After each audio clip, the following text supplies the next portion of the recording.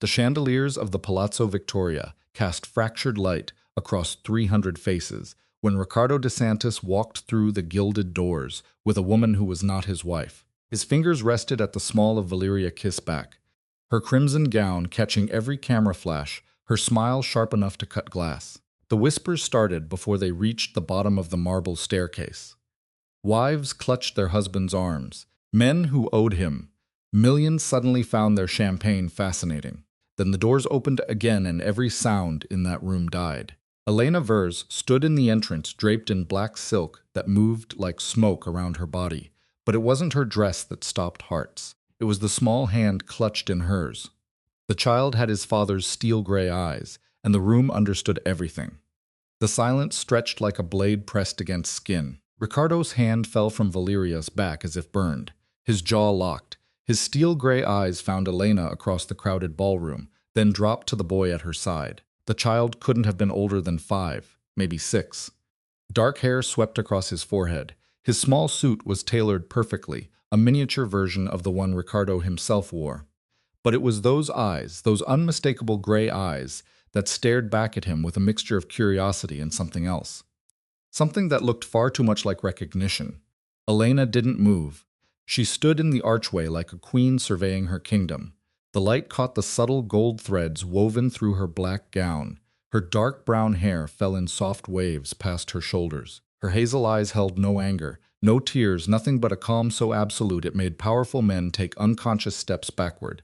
The boy tugged at her hand. "Mama," he whispered loud enough that the nearest guests heard. "Is that him? Is that my papa?" The words landed like grenades. Valeria's champagne glass trembled in her fingers.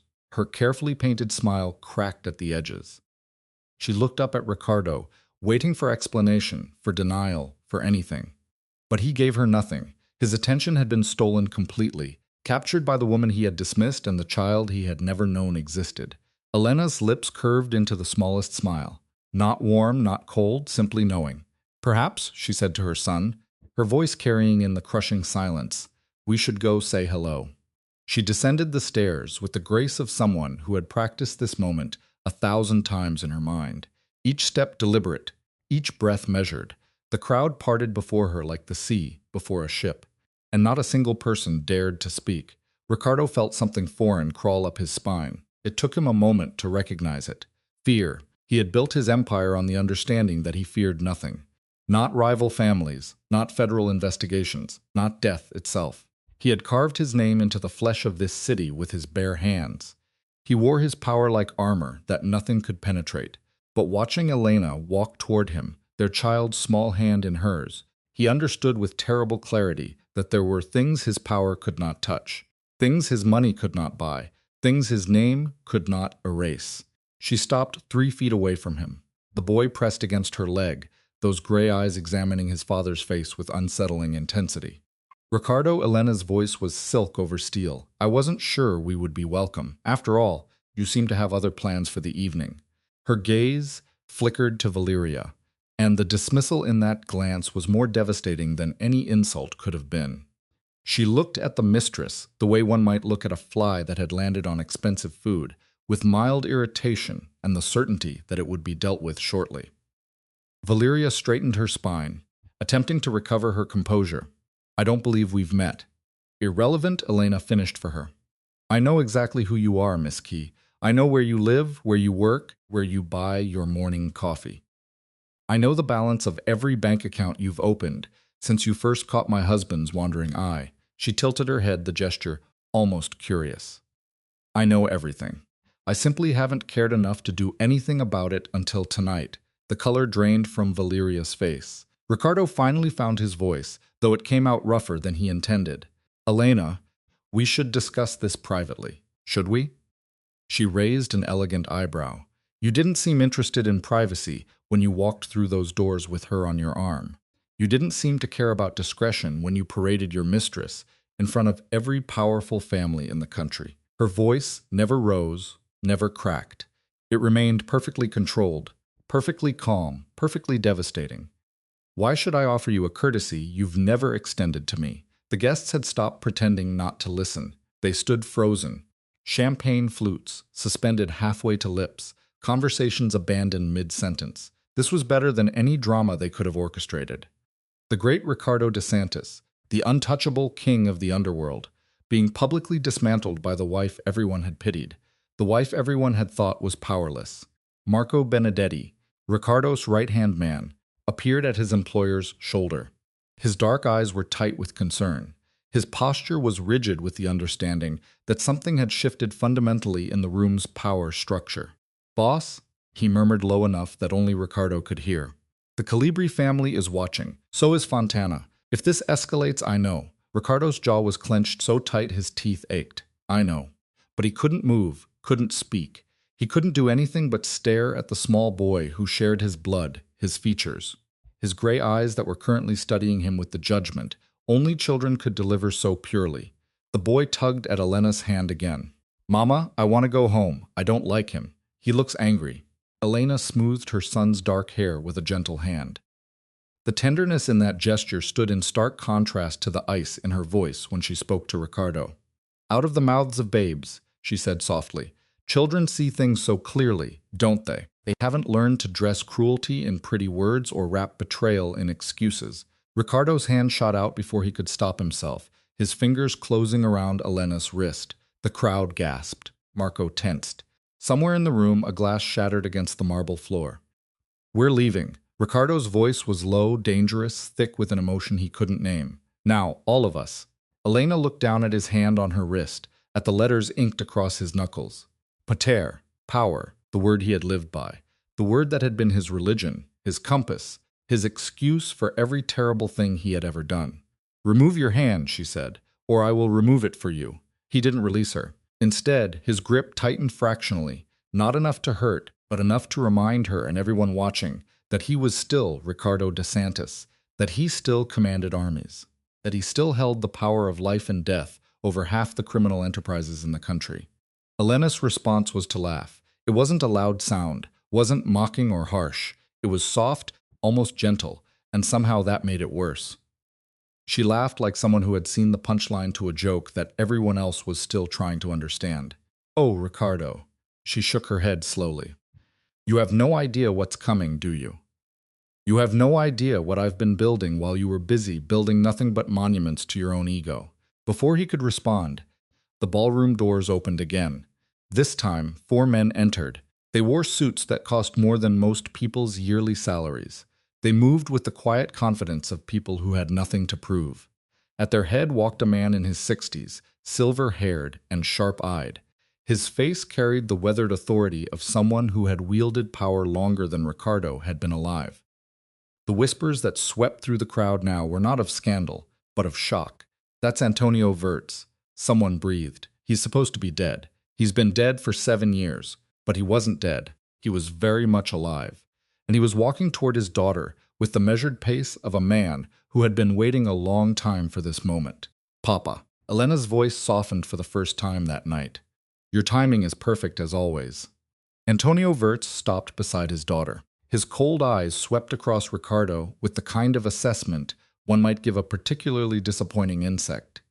Then his gaze dropped to the boy, and something shifted in his expression. Something warm and fierce and protective. "My grandson." Antonio's voice was rich with emotion.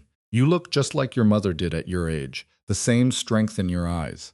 The boy smiled up at him, and in that smile was none of the weariness he had shown Ricardo. "Nano," he said happily. "Mama said you had to stay hidden, but now you don't have to hide anymore." She said, "The bad time is over." Antonio placed a weathered hand on the boy's head. "Yes, little one, the bad time is over." His eyes rose to meet Ricardo's, and there was no warmth in them now. Only the cold promise of reckoning. "It is very much over." Ricardo felt the floor shifting beneath his feet, though he knew logically that the marble was solid and unchanging. Antonio Wirtz had been the head of one of the most powerful families in southern Italy before his supposed death. His networks had been legendary.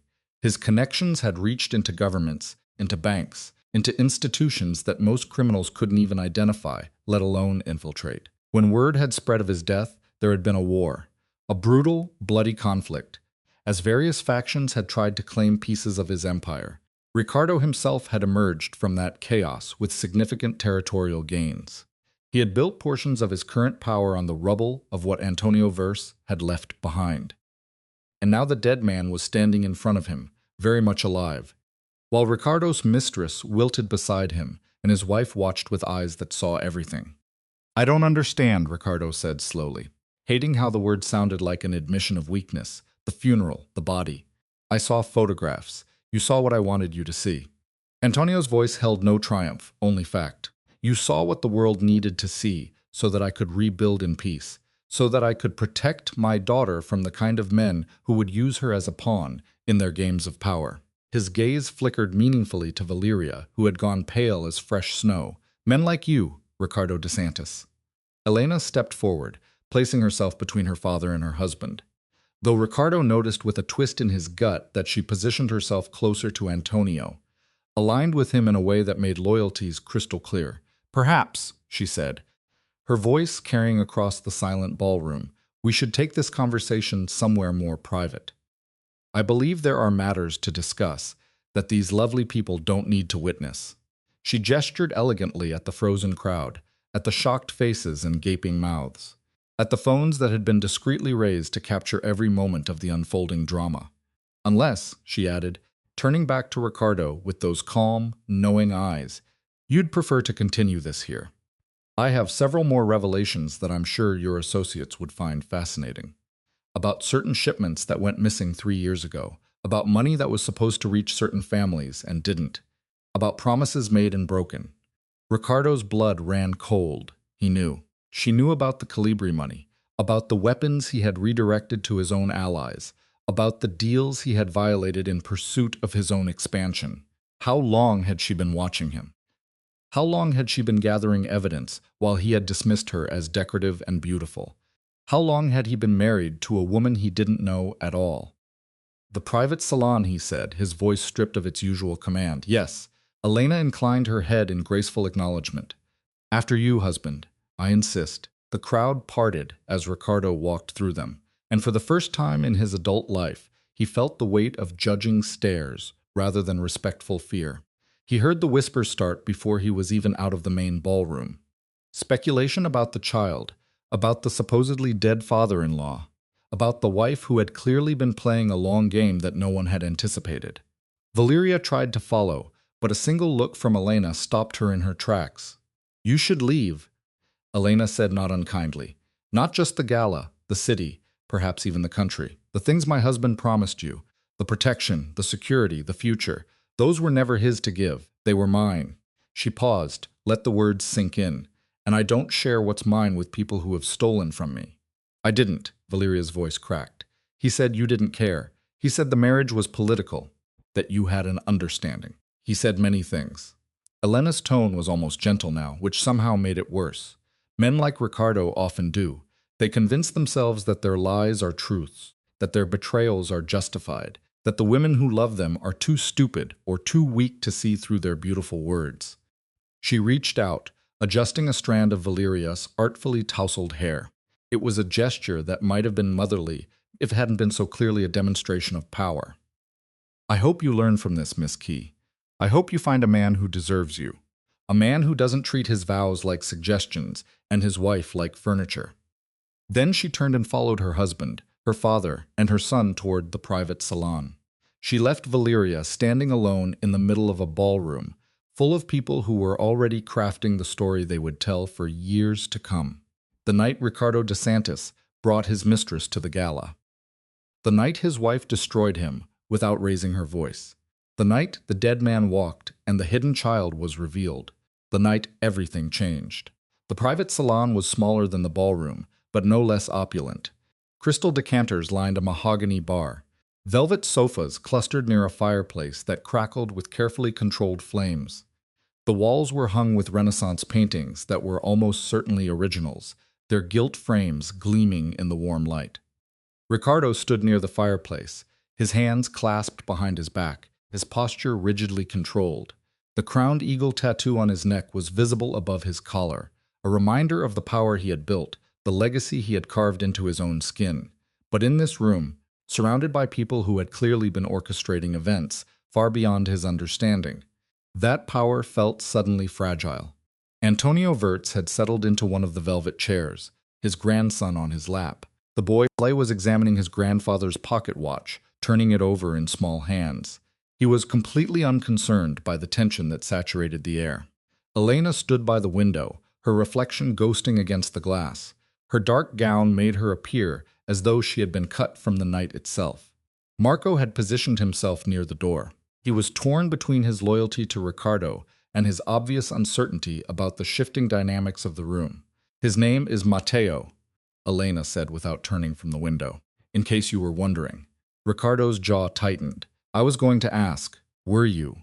She turned then, and the firelight caught her features, highlighting the sharp intelligence in her hazel eyes. "Because in the 5 years since I gave birth to your son, you've never asked about anything that mattered. You've never asked why I stopped accompanying you to social functions.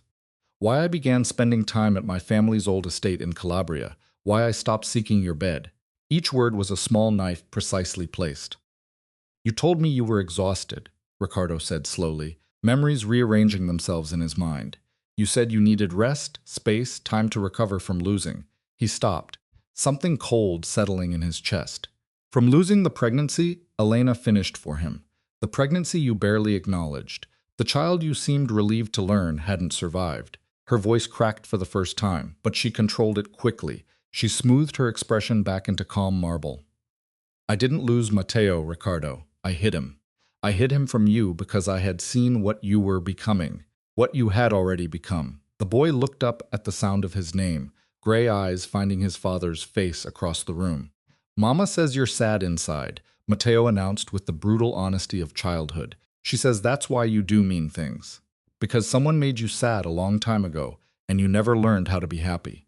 Ricardo felt something crack behind his sternum. Some wall he had spent decades constructing brick by careful brick. "Your mother," he said roughly, "is very wise." "I know." Matteo returned his attention to the pocket watch, dismissing his father as casually as Ricardo had dismissed so many others over the years. Antonio chuckled softly, the sound warm and cold at once. "He has your arrogance, DeSantis. Perhaps there's hope for him yet. Or perhaps that's what we should most fear." He shifted Matteo to the side, rising from his chair with the deliberate movements of someone whose body had learned the price of age, but whose mind had lost none of its sharpness. "But we're not here to discuss hope or fear. We're here to discuss the future. Your future, which I should note, looks considerably different than it did an hour ago." Ricardo forced his spine to stay straight, his voice to stay level. "You're going to threaten me in my own territory with my own wife." "Threaten?" Antonio seemed genuinely amused. "No. Threats are for men who need to establish power. I'm simply going to explain the situation, and you're going to listen. And then you're going to make a choice. The only choice you have left, really." He walked to the bar, poured himself a measure of amber liquid, and took a contemplative sip before continuing.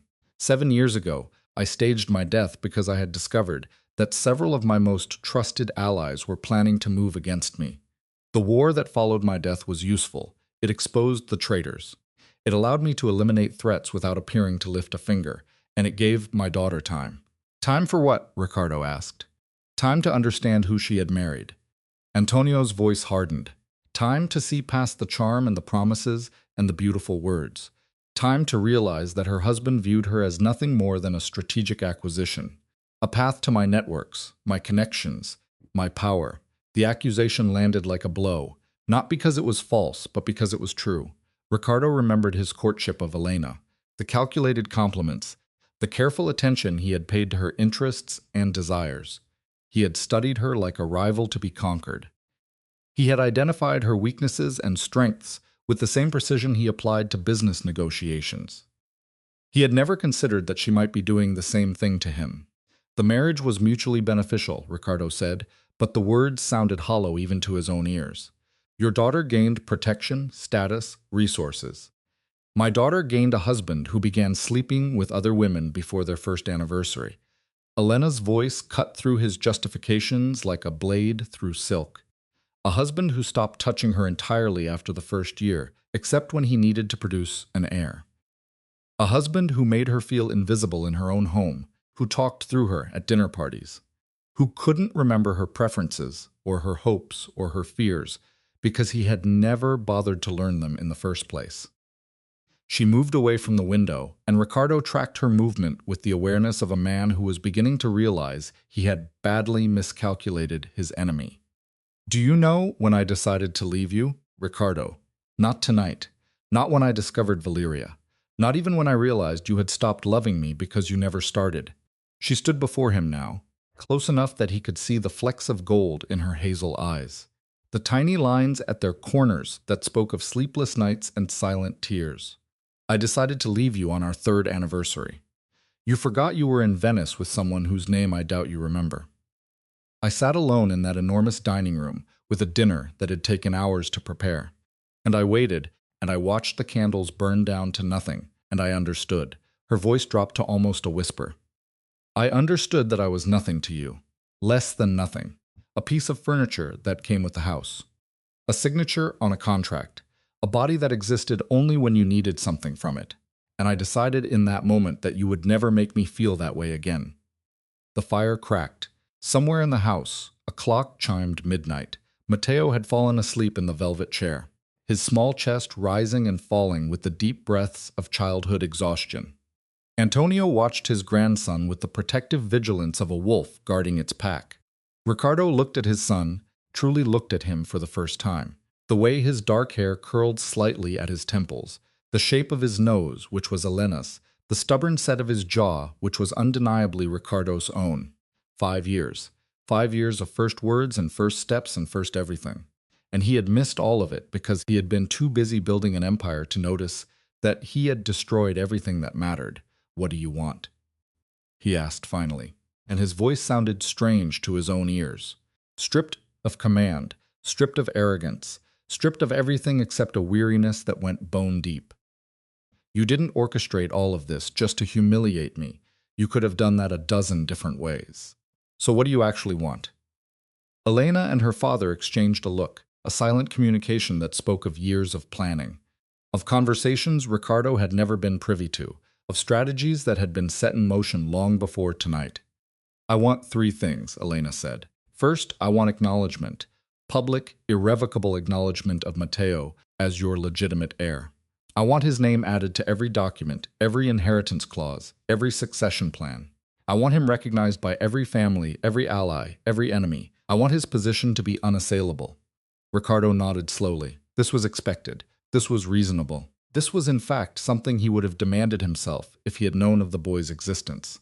"Second, I want Valeria gone, not harmed.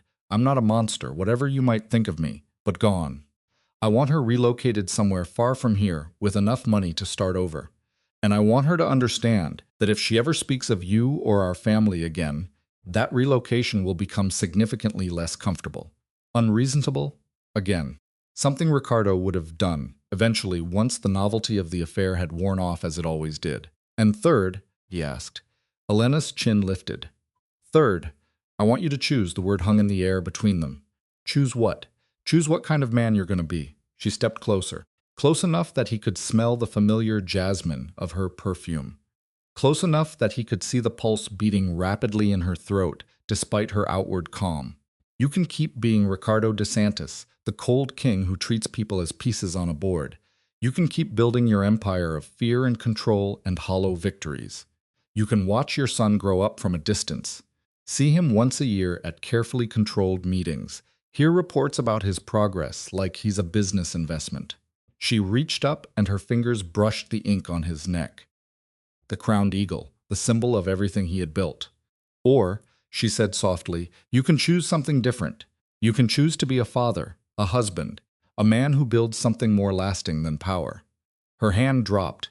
"I'm not asking you to become someone else overnight. I'm not naive enough to think that's possible. But I'm asking you to actually try for once in your life, to be more than what your father made you." The mention of his father was a calculated strike, and they both knew it. Ricardo's father had been a brutal man. Efficient, ruthless, utterly without sentiment. He had raised his son with fists and silence. He had taught him that love was weakness and vulnerability was death. Every instinct Ricardo had developed, every wall he had built, every cold calculation he had made, they all traced back to a childhood, spent learning that the only way to survive was to become something harder and colder than the world around him. But looking at Mateo sleeping peacefully in the velvet chair, Ricardo felt something he hadn't experienced in decades. Possibility. The possibility that his son might grow up differently, that the cycle might break, that the kingdom Ricardo had built through fear might be transformed into something built through loyalty and love instead. "If I choose differently," he said slowly, testing the words, "what happens?" "You come back. We play happy family for the cameras while you and your father pull the strings behind the scenes." "No," Elena shook her head. "If you choose differently, we start over completely. We rebuild the marriage from the ground up. Honestly this time, with transparency and communication and all the things we've never had. It won't be easy, it won't be quick, and I won't promise that it will work." Her voice wavered slightly. "But I'm willing to try if you are, because despite everything, despite all the ways you've hurt me, I never stopped." She cut herself off and looked away. "You never stopped what?" Ricardo pressed, stepping closer. "Don't." She held up a hand, and there were tears in her eyes now. The first real tears he had seen from her in years. "Don't ask me to say it when I don't know if you can even hear it. When I don't know if you're capable of understanding what those words would cost me." Antonio rose from his chair, moving with the quiet grace of someone who had witnessed enough emotional moments to know when to intervene. "Perhaps," he said mildly, "we should allow you both some time to process. It's late. Emotions are running high, and my grandson needs to be put to bed properly, not draped across furniture like a discarded coat." He lifted Mateo gently, cradling the boy against his chest with a tenderness that made Ricardo's heart ache with something he couldn't name. "I'll take him to the suite we've arranged," Antonio continued. "Elena will stay and continue your discussion. But I want to be clear about one thing, DeSantis." He turned at the door, and there was no warmth in his expression now. Only the cold calculation of a man who had survived decades in an unforgiving world. "My daughter has given you a gift tonight, the gift of choice. Most men in your position would not receive such mercy. Most men would simply be eliminated, their empires absorbed, their names erased from history." His voice dropped to something barely above a whisper. "If you waste this gift, if you hurt her again, if you fail my grandson, if you prove yourself unworthy of the chance she's offering, I will undo everything you've built. I will turn your allies against you. I will expose every secret, every crime, every betrayal. And when I'm finished, there won't be enough left of Ricardo DeSantis to bury." The threat hung in the air like smoke from an extinguished candle. Then Antonio was gone, taking Mateo with him, and Ricardo was alone with his wife for the first time in what felt like years. The fire continued to crackle, the clock continued to tick, and somewhere in the distance, the gala continued without them. 300 people crafting stories about the night the DeSantis empire began to crumble. But in the private salon, there was only silence.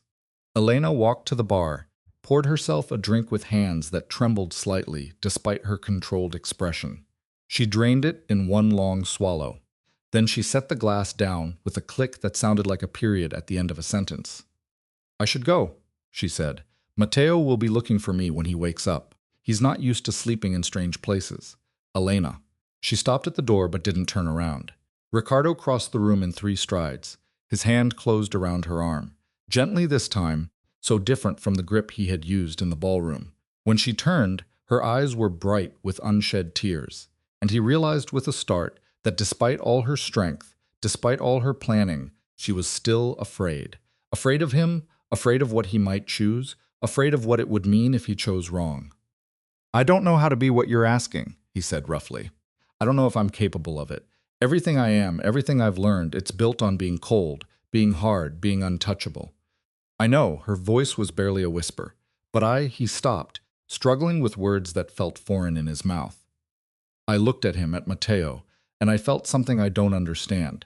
Something that made me want to burn down everything I've built just to protect him." Elena's breath caught. "That's called love," she said softly. "That's what it feels like when you love someone more than you love yourself." The word landed like a blow. Love. Such a simple word. Such an impossible concept for a man who had been taught from childhood that love was the ultimate weakness. But watching Elena in the firelight, seeing the hope and fear warring in her beautiful eyes, Ricardo understood something he had spent a lifetime avoiding.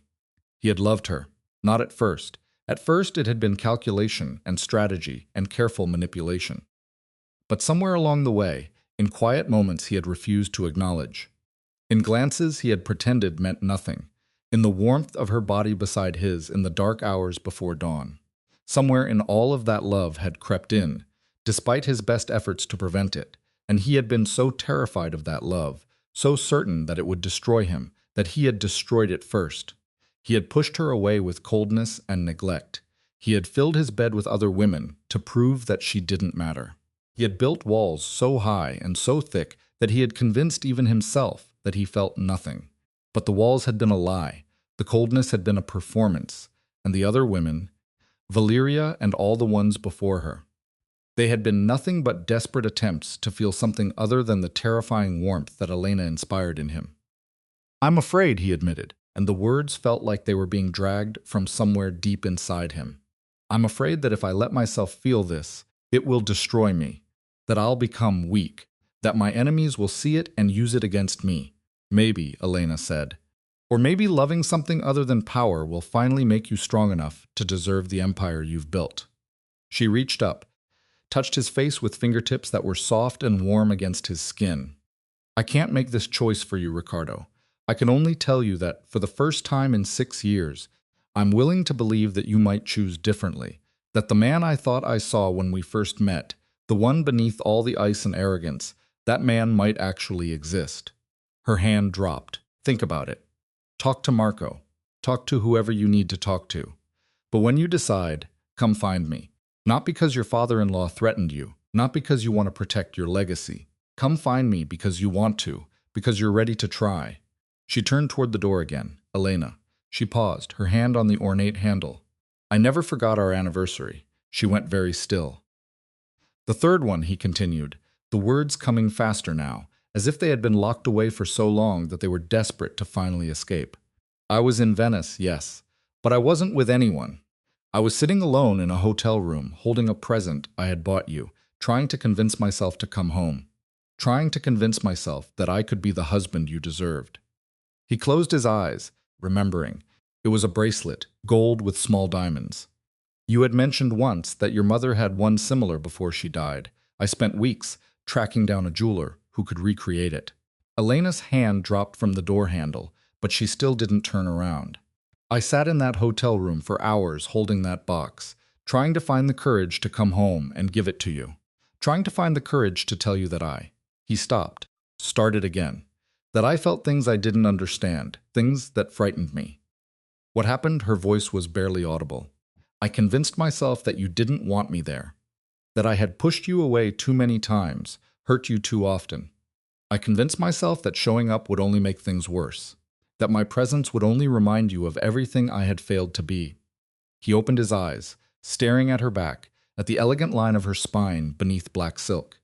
"I threw the bracelet into the canal, and told myself I was better off alone." The silence stretched between them like a living thing. Then Elena turned, and her face was wet with tears. She no longer tried to hide. "You stupid, broken, impossible man," she whispered. "You absolute fool." She crossed the distance between them in 3 quick strides, and then her hands were fisted in his jacket, and she was kissing him. Not gently, not carefully, but with all the rage and grief and hope of 6 years of silence. Ricardo's arms came around her automatically, pulling her against him.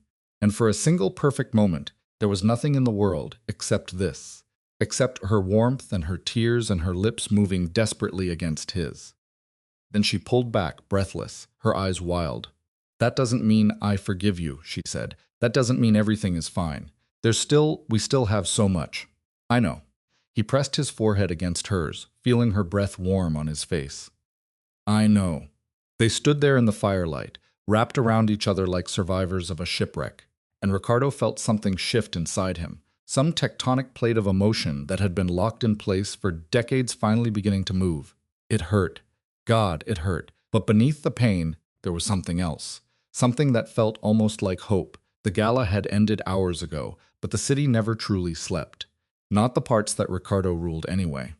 From the windows of the Palazzo Victoria, he could see the lights of Rome spread out below him like a carpet of stars, each one representing some small piece of his empire. Clubs and restaurants, shipping routes and distribution networks, politicians in his pocket, and judges on his payroll. An intricate web of power and influence that had taken 2 decades to build. And yet none of it, he realized with sudden clarity, would mean anything if he lost Elena, if he lost Matteo. Marco appeared at his elbow, a glass of whiskey in hand. "Boss, you've been standing there for an hour." Ricardo took the glass without looking away from the window. "Has it only been an hour? Feels longer. The men are talking. Word about tonight spread fast." Marco's voice was carefully neutral. "Some of them are nervous. They're wondering if Antonio Ver's return means a power shift. If old alliances are going to be tested, what do you think?" Marco was quiet for a long moment. When he spoke, his voice was unusually hesitant. I think I've never seen you scared before, boss. Not in 15 years of watching you stare down every threat this world has thrown at you." He paused. "And tonight in that ballroom, you were scared." Ricardo finally turned, meeting his right-hand man's eyes. "Terrified," he corrected softly. "I was terrified." "Of what? Vers?" "He's powerful, but you faced worse. Of myself." Ricardo drained his whiskey in one long swallow. "I was terrified of what I had become, of what I had destroyed without even noticing." He set the empty glass on the windowsill. "Marco, do you remember what I was like when you first started working for me?" Marco's brow furrowed. "Young, hungry, determined to prove yourself to the old guard." "I was more than that. I had plans, dreams, even though I would have died before admitting it." Ricardo's voice was distant, lost in memories. "I used to believe that power was a means to an end, that once I had enough of it, I could finally stop fighting and start living, start building something real. And then I got the power, more power than I ever imagined. And somewhere along the way, the means became the end. The power became the point." He laughed bitterly. "I became my father, the very thing I swore I would never be." Marco said nothing, but his expression was thoughtful. "My wife," Ricardo continued, "looked at me tonight like I was a stranger, and she was right. I have been a stranger, not just to her, to myself, to anything that matters." He turned back to the window. "I have a son, Marco, a 5-year-old boy who looks at me and sees a sad, angry man, a boy who should have known his father from his first breath, and instead has spent his whole life learning to fear men like me. What are you going to do?" It was the question that had been echoing in Ricardo's mind since Elena had left the private salon, since he had felt the ghost of her kiss still burning on his lips. What was he going to do? He had spent his entire adult life building an empire designed to protect him from ever feeling vulnerable. Every decision, every alliance, every ruthless maneuver, they had all been in service of the same desperate need to never be hurt again. But Elena had hurt him tonight, not with threats or weapons or even words, though her words had cut deep enough. She had hurt him by showing him what he could have had, by letting him glimpse for just a moment a different version of his life, a version where he came home to dinner with his wife and son, where he read bedtime stories and attended school plays, where his power served his family instead of consuming them. That glimpse hurt more than any enemy's blade ever could. Because now he knew what he was missing. "I'm going to choose," Ricardo said finally. "For the first time in my life, I'm going to choose something other than fear." Before Marco could respond, there was a commotion at the door. Raised voices. The sound of someone insisting on entrance, despite the late hour and the obvious inappropriateness. The door burst open, and Luca Calibri strode into the room with the confidence of a man who had never been denied anything in his life. Behind him came 2 bodyguards, their hands hovering near concealed weapons. DeSantis. Luca's voice was smooth as silk over broken glass. "I heard you had quite an eventful evening." Ricardo didn't react to the intrusion.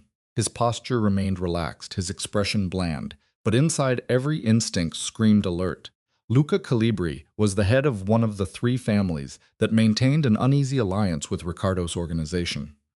They shared territory along the northern borders. They cooperated on certain shipping routes, and they both pretended not to know about the other's more questionable activities.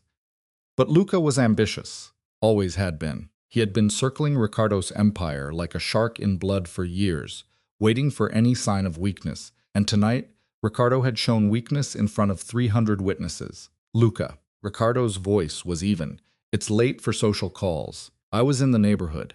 Luca's smile didn't reach his eyes, "And I thought we should discuss what I saw tonight, what everyone saw tonight." He walked to the bar, poured himself a drink without asking permission. A deliberate slight that both men recognized. "Your wife, Luca continued, swirling the amber liquid in his glass. Made quite an impression. I had no idea she was Antonio Ver's daughter. That information would have been useful, you know. Could have changed the nature of our arrangements considerably. My wife's lineage was never relevant to our arrangements, wasn't it? Luca turned, and there was something predatory in his expression. A man in your position, ruling an empire, managing countless interests. Such a man should have no secrets from his allies. And yet here you've been all these years sitting on information that could have revolutionized the power structure of our entire organization. Ricardo said nothing. He was reading Luca the way he had learned to read enemies since childhood. Tracking the tension in his shoulders, the way his fingers tightened on the glass, the barely perceptible shift in his bodyguard's postures. Luca was here to probe, to test, to see how weakened Ricardo truly was after the events of the gala, and depending on what he found, he might be here to do more than probe. I also heard, Luca continued, that you have a son hidden away for 5 years, a legitimate heir that no one knew about. He clicked his tongue disapprovingly. That's the kind of secret that makes people nervous, DeSantis. People start wondering what else you're hiding. What other surprises might be waiting in the shadows? My family matters are my own concern, are they? Luca stepped closer, because the way I see it, a man who can't manage his own household, who lets his wife humiliate him in front of every power broker in the country. That man might have difficulty managing more significant responsibilities. That man might need support, oversight, a stronger partnership than he's previously enjoyed. There was the real reason for this late-night visit. Luca smelled blood in the water, and he was making his move. Be very careful, Ricardo said softly, about the implications of your next words. Oh, I'm always careful. Luca's smile widened. That's what's kept me alive this long. I'm simply suggesting that perhaps we should renegotiate certain aspects of our arrangement. Given the changing circumstances. Marco's hand drifted toward his weapon, but Ricardo stopped him with a barely perceptible shake of his head. What circumstances would those be? The circumstances where Antonio Verse, a man with connections that make both of ours look like children playing at business, has apparently been alive and building power for 7 years. The circumstances where that man is now your father-in-law with access to your home, your family, your son. Luca set his glass down with a sharp click. The circumstances where everyone in our world is wondering if Ricardo DeSantis is still the man in charge of Ricardo DeSantis' empire, or if he's about to become a puppet with a dead man pulling his strings. The accusation hung in the air between them. In the old days, even yesterday, Ricardo would have responded to this challenge with overwhelming force. He would have had Luca's bodyguards removed, had Luca himself on his knees, had a gun pressed against the back of his head within seconds of the first disrespectful word leaving his mouth. But tonight, standing in the aftermath of Elena's revelations, something was different. He was tired. Tired of the violence, tired of the constant vigilance, tired of being the monster that everyone expected him to be. And more than that, he was afraid of what his son would think if Matteo ever learned the kind of man his father really was. So instead of reaching for violence, Ricardo did something he had never done before. He laughed. It wasn't a cruel laugh or a threatening one. It was genuine, surprised, almost delighted. The laugh of a man who had just discovered something absurd and wonderful about the universe. Luca's smile faltered. I appreciate your concern for my marriage, Ricardo said, still chuckling. It's touching, really, and your concern for my relationship with my father-in-law, practically familial. He stepped closer to Luca, close enough that his height advantage became obvious. But I think perhaps you've misread the situation. Have I? Completely. Ricardo's voice dropped to something intimate, almost friendly. You see, you're operating under the assumption that tonight was a disaster for me, that my wife's little performance damaged my position. He leaned in, his lips nearly brushing Luca's ear. But what if it didn't? What if tonight was the first step in something much larger? What if the return of Antonio Verts wasn't a threat to my power, but an expansion of it? He pulled back, watching the doubt bloom in Luca's eyes. Think about it, Luca. Really think. I now have direct family connection to one of the most powerful networks in Southern Europe. I have a legitimate heir whose claim is unassailable. I have a wife who has proven herself capable of the kind of strategic thinking that our enemies should fear. He smiled, and there was nothing warm about it. What exactly about my position has been weakened? Lucas' jaw tightened. The public humiliation was a performance, a carefully orchestrated demonstration designed to make people like you show their hands. Ricardo spread his arms wide, and here you are, Luca. 2 hours after the gala, standing in my private quarters, demanding renegotiations, proving exactly which of my allies would move against me at the first sign of trouble. The silence that followed was thick enough to cut. Luca's bodyguards exchanged nervous glances. Marco's posture shifted from tension to something almost like amusement, and Luca looked like a man who had just realized he had walked into a trap without ever seeing the jaws close. I wasn't suggesting, he started. Yes, you were. Ricardo's voice was ice now. All traces of that surprising laughter gone. You came here tonight, hoping to find me broken and bleeding. You came here hoping to carve off a piece of my empire while I was distracted by family drama. And instead, you've revealed yourself. He turned away, dismissal clear in every line of his body. We will discuss this further tomorrow after I've had time to consider the implications of your visit. I'm sure there are other members of our alliance who will be very interested to learn how quickly you move to exploit what you perceived as weakness. Lucas' face darkened with anger and fear. DeSantis, I never meant. Leave. The word was quiet, but it carried the weight of decades of accumulated power. Luca hesitated for just a moment, just long enough to consider whether he should push his luck, and then apparently decided that wisdom was the better part of valor. This isn't over, he said, but his voice lacked conviction. No, Ricardo agreed. It isn't.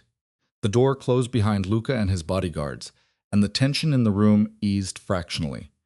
Marco let out a low whistle. That was different. I've never seen you handle Calibri without at least threatening to remove one of his fingers. The night's not over yet. He might still lose a finger. Ricardo walked back to the window, staring out at the lights of his city. But not tonight. Tonight I have more important things to think about. His family.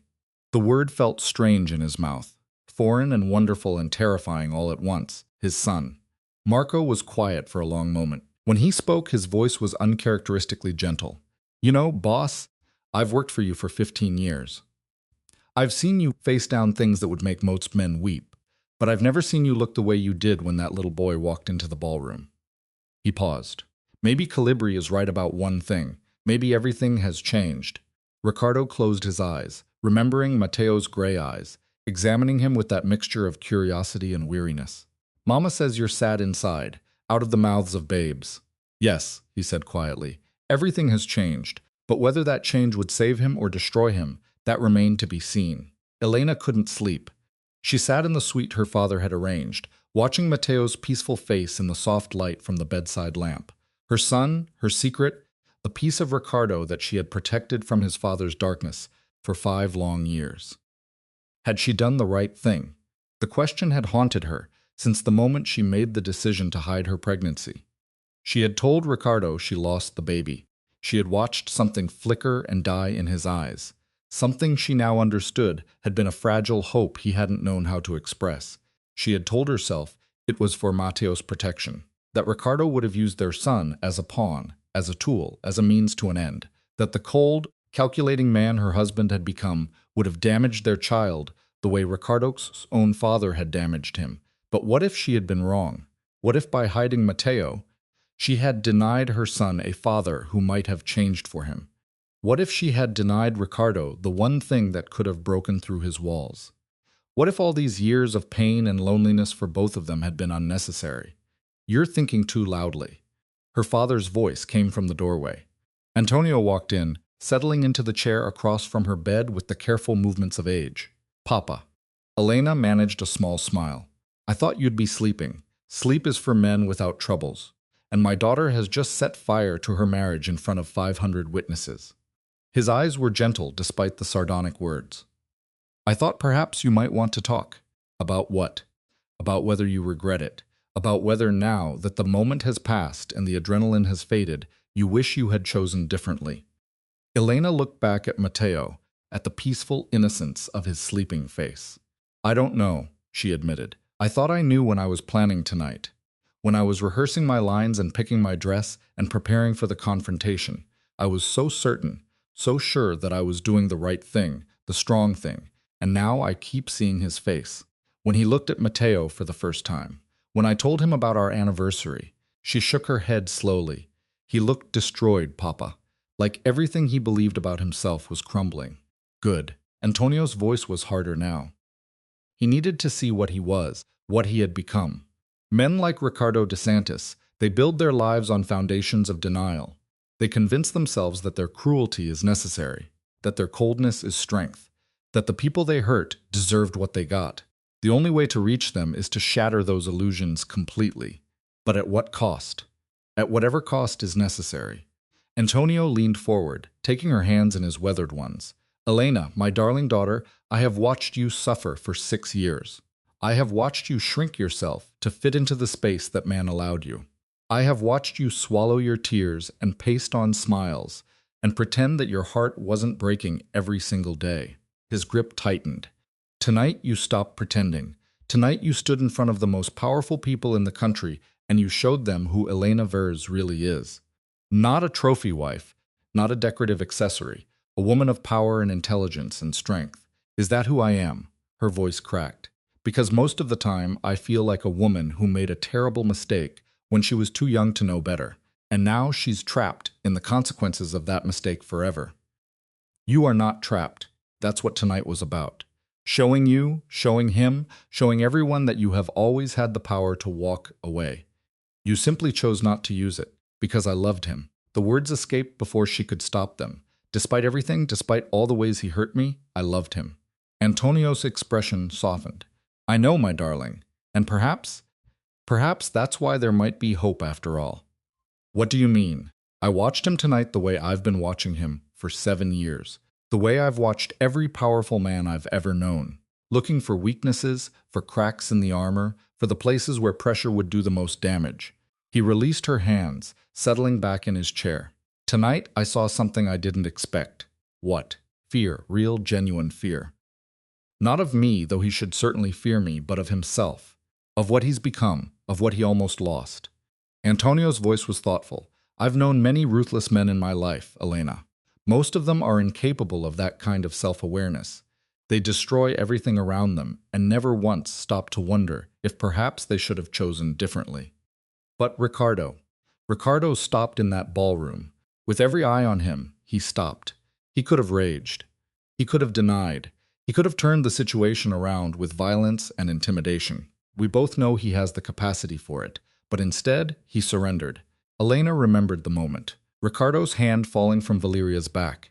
His eyes finding hers across the crowded room. The way all the cold confidence drained from his face like water from a cracked vessel. Surrender isn't forgiveness, she said. Surrender isn't change. It's just stopping. True, but stopping is where change begins. Antonio rose, pressing a kiss to her forehead. Sleep, my darling. Tomorrow will bring its own challenges, but tonight you should rest. You've earned it. He moved toward the door, then paused. One more thing. Yes, Papa. You asked me once years ago why I didn't simply have Ricardo DeSantis killed when I first realized how he was treating you. When I saw the light dimming in your eyes with each passing year. Elena nodded slowly. The question had haunted her. The knowledge that her father had the power to end her suffering and had chosen not to use it. I told you then that it was because you didn't want him dead, that you had some romantic notion about redemption that I had to respect, even if I thought it was naive. His voice was soft. That was partly true. But there was another reason. What? I saw the way he looked at you when he thought no one was watching. In unguarded moments when the mask slipped, I saw something in his eyes that reminded me of myself decades ago. A desperate love locked behind walls of fear and pride. A man who wanted so badly to be worthy of someone precious and didn't know how. Elena felt tears prickling behind her eyes. I stayed my hand, Antonio continued, because I believed that beneath all that ice and armor, there might be a man worth saving. A man who could be the husband you deserved, if only someone forced him to confront what he had become. And now, Antonio smiled slightly. Now we wait. Now we see if I was right, or if I sacrificed my daughter's happiness on the altar of a hope that was never more than fantasy. He opened the door. Good night, Elena. Good night, my grandson. And good night to the woman you both helped me become. A woman who believes against all evidence that love might actually be enough. The door closed softly behind him. Elena sat in the quiet room, watching her son sleep, feeling the weight of everything that had happened and everything that was yet to come pressing down on her like a physical force. Tomorrow, she would have to face Ricardo again. Tomorrow, she would have to begin the work of rebuilding or destroying everything they had been. But tonight, for just a few more hours, she could pretend that the future was still unwritten, that the man she had married might actually become the man she had always hoped he could be, that the love she had never been able to kill, despite her best efforts, might actually have been worth saving. She lay down beside Matteo, careful not to wake him, and let her eyes drift closed. In her dreams, she was standing in a garden she had never seen, surrounded by roses that smelled like home. Ricardo was there, but he was different, younger somehow, or perhaps just lighter. The weight that he carried in his shoulders, the coldness in his gray eyes, they were gone. He was smiling at her the way he had smiled in the very beginning, before everything went wrong. "I found my way back," he said in her dream. "I found my way back to you." And Elena, dreaming, hoping, still somehow believing, reached out and took his hand. Morning came too quickly. Matteo woke with the sun, bouncing on the bed with the inexhaustible energy of childhood. "Mama, Mama, where are we? This isn't our room. Are we on an adventure?" Elena groaned, dragging herself into consciousness. "Yes, Tesoro, we're on an adventure." "Is Nano coming on the adventure? Will there be castles? Can we see dragons?" "No dragons." Elena sat up, pushing her hair out of her face. "But maybe castles. And yes, Nano is coming." Matteo launched himself at her in a hug that was more tackle than embrace. "I love adventures. Are we going to see that man again? The one from the party, the one you said was my papa."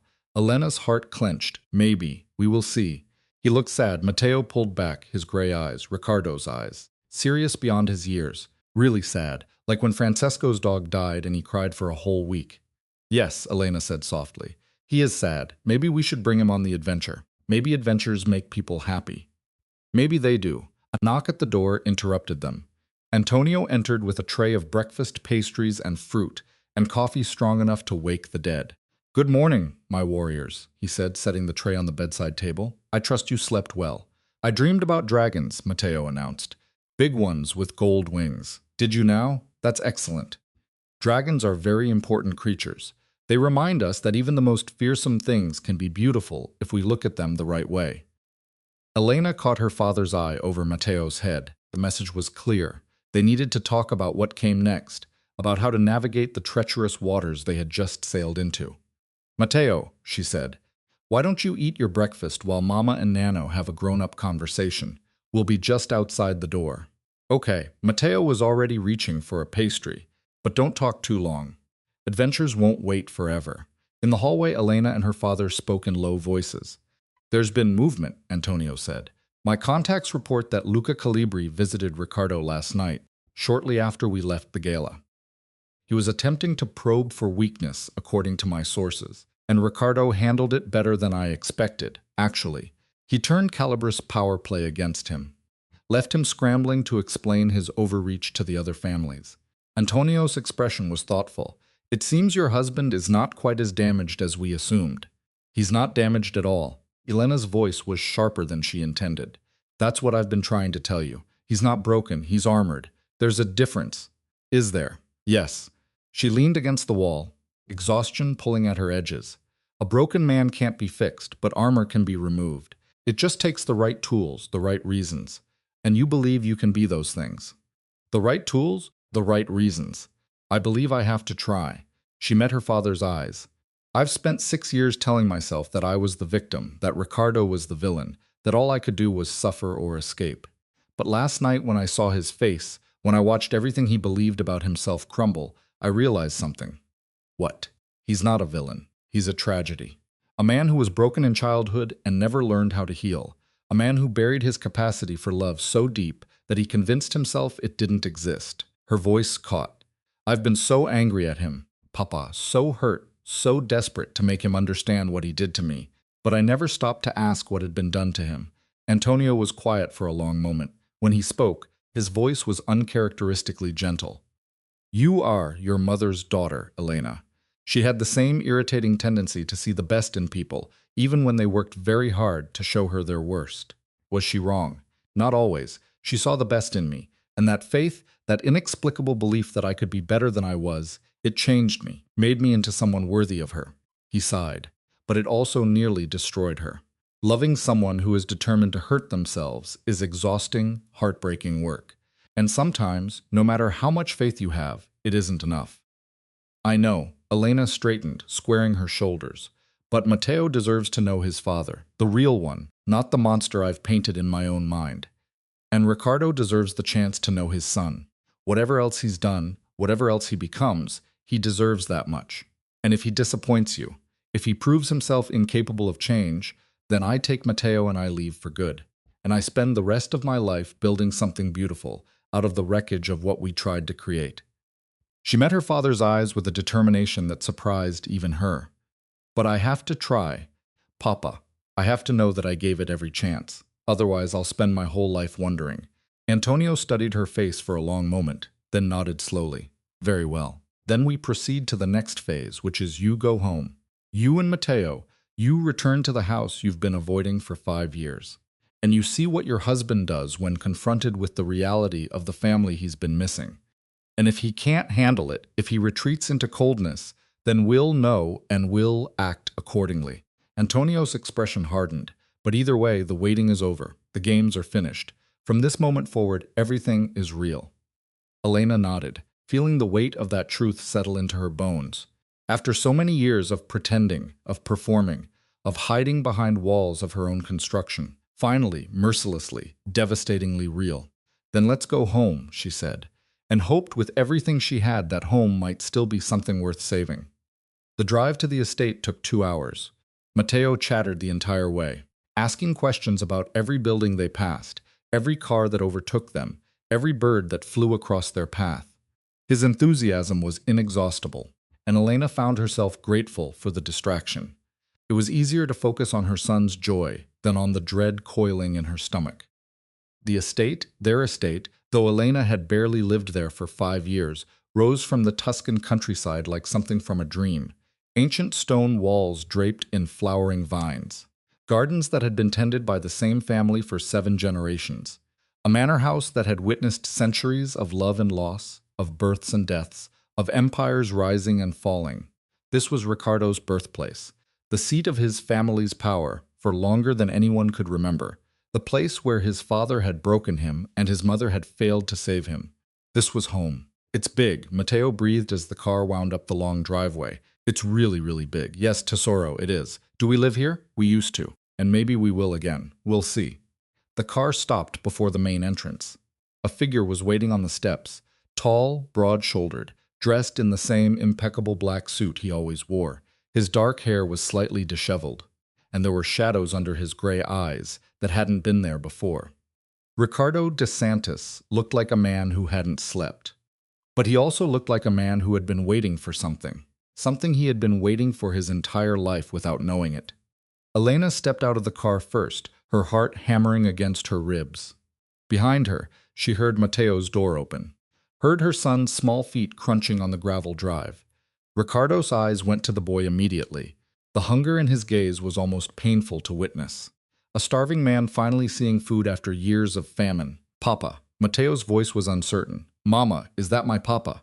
Elena knelt beside her son, smoothing his hair with trembling fingers. Yes, Tesoro, that's your papa. He still looks sad. I know. Matteo studied his father for a long moment, his small face serious. Then, before Elena could stop him, he broke away and ran up the steps. Ricardo froze. His entire body went rigid as the child approached as though he had forgotten how to move. His hands hung at his sides, those tattooed knuckles spelling out potere, power. But there was no power in his posture now. Only uncertainty, only fear. Matteo stopped 2 steps below his father, tilting his head back to look up at him. You're tall, the boy announced. Mama said you were tall, but you're really, really tall, like a giant. Are you a giant? Ricardo's throat moved as he swallowed. No, I'm not a giant. Oh. Matteo seemed to consider this. You look like a giant, a sad giant. I suppose I am sad, Ricardo said slowly, but maybe I won't be anymore, not now that I've met you. Elena watched from the bottom of the steps, her heart lodged somewhere in her throat. Matteo was studying his father's face with the intensity of a scientist examining a new species. Mama says you forgot how to be happy. She says someone hurt you when you were little and you never learned how to be okay again. Ricardo's eyes flickered to Elena, then back to his son. Your mother is very wise. I know. She's the smartest person in the world. Matteo reached up, his small hand hovering uncertainly near Ricardo's sleeve. When I'm sad, Mama gives me hugs. They help. Do you want a hug? The question hung in the air like something fragile and precious. Ricardo DeSantis, the feared Mafia king, the man who had made empires tremble and enemies weep, dropped to his knees on the cold, stone steps and opened his arms. Matteo stepped into them without hesitation. Elena watched her husband wrap his arms around their son, watched his face crumple with an emotion that was too big for his carefully constructed walls to contain. She saw tears, actual tears, tracking down his cheeks, disappearing into Matteo's dark hair. I'm sorry, Ricardo was whispering. I'm so sorry. I didn't know. I didn't. It's okay. Matteo's small hand patted his father's back with the unconscious wisdom of children. Mama says it's okay to be sad and it's okay to cry. And it's okay to make mistakes as long as you try to do better.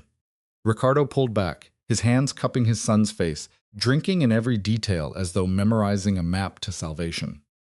I will try, he said hoarsely. I will try to do better, I promise. Good, Matteo beamed up at him. Because I always wanted a papa and now I have one. And I don't want you to be sad anymore. Being sad is boring. I want to have adventures. Do you like adventures? A laugh escaped Ricardo. A broken, wet, disbelieving laugh. I haven't had an adventure in a very long time. Then we'll have lots of them. Mama and me and Nano and you. We'll have so many adventures that you'll forget how to be sad. That's what Mama says anyway. She says, happiness is a choice you have to make every day. Ricardo looked up at Elena, who had finally climbed the steps to stand beside them. Is that what she says? Yes. Elena's voice was steadier than she felt. That's what she says. He rose slowly, never breaking eye contact with her. Matteo had already darted past them, drawn by a butterfly in the nearby garden, his attention shifting with the mercurial speed of childhood. Elena, Ricardo's voice was raw. Last night, everything you said, everything your father said, I've been thinking about it all night, about what it means, about what I've done, and I don't know how to be the man you described, the father, the husband. I don't know if I'm capable of it. He reached up, his fingers hovering near her face without quite touching. But I want to try if you'll let me, if you'll teach me. Elena caught his hand, pressing it against her cheek. I can't teach you how to love. Ricardo, that's something you have to find within yourself. Then help me find it. His voice cracked. Please, I know I don't deserve it. I know I've done nothing to earn your patience or your faith. But I'm asking anyway because I don't know what else to do. Because looking at that boy, our boy, I feel something I've never felt before. Something that makes me want to be better. Something that makes me believe I can be. Elena was silent for a long moment, watching emotions flicker across her husband's face. Hope, fear, desperation, love. All the things he had spent a lifetime denying. All the things that were finally, devastatingly visible. We start slow, she said finally. We rebuild from the ground up. And the first time you retreat into coldness, the first time you choose power over family, I leave for good. No more chances. No more waiting. I understand. Do you? She stepped closer. Close enough that she could see the individual flecks of silver in his gray eyes. Because this isn't a negotiation, Ricardo. This isn't a deal where we both make concessions and meet in the middle. This is you changing fundamentally, becoming someone capable of love and warmth and vulnerability. And if you can't do that, if you won't, then everything else is meaningless. I know. Say it. Say you understand what I'm asking of you. He took her hands in his. Those tattooed knuckles wrapping around her fingers with a gentleness that somehow felt more powerful than any display of dominance. You're asking me to become the man I've been running for my entire life. The man my father taught me was weak. The man I was so terrified of being that I became a monster instead. Elena nodded slowly. I understand, Ricardo said, and I choose you. I choose Matteo. I choose whatever version of myself I have to become to deserve you. He raised her hands to his lips, pressing a kiss against her knuckles that felt more like a vow than any words could have been. I choose us, he whispered, for however long you let me, for however long I have. In the garden, Matteo shrieked with delight as he finally caught the butterfly he had been chasing. The sound floated across the morning air like a benediction, like a promise, like the first note of a song that had been waiting years to be sung. Elena looked at her husband, at the hope and fear warring in his beautiful, damaged eyes. And against every instinct that screamed for caution, she believed him. The first weeks were fragile things, delicate as spun glass. Elena watched her husband navigate fatherhood with the uncertainty of a man learning to walk on unstable ground. Ricardo would stand in doorways, watching Matteo play. His expression caught somewhere between wonder and terror. He would reach out to touch his son's hair, then pull back at the last moment, as though afraid his hands might break something precious. But slowly, inch by inch, he began to learn. He started with small things, sitting beside Matteo during meals instead of at the opposite end of the long dining table, asking questions about the boy's day, his interests, his dreams. Learning the names of Matteo's imaginary friends, Captain Storm, Princess Luna, and a dragon named Roberto who lived in the garden and only ate vegetables. Roberto is very specific about his diet. Matteo explained seriously one evening at dinner. He says meat makes his fire too hot, and then he burns things he doesn't mean to burn. Ricardo nodded with equal seriousness. That sounds like a wise dragon. Self-control is important. That's what Mama says too. She says everyone has fire inside them, and the trick is learning when to let it out and when to keep it in. Gray eyes met Hazel across the table. Elena felt something warm bloom in her chest at the look Ricardo gave her. Grateful, almost reverent. Your mother, he said quietly, is the wisest person I've ever known. Matteo beamed. I know. I told you, smartest person in the world.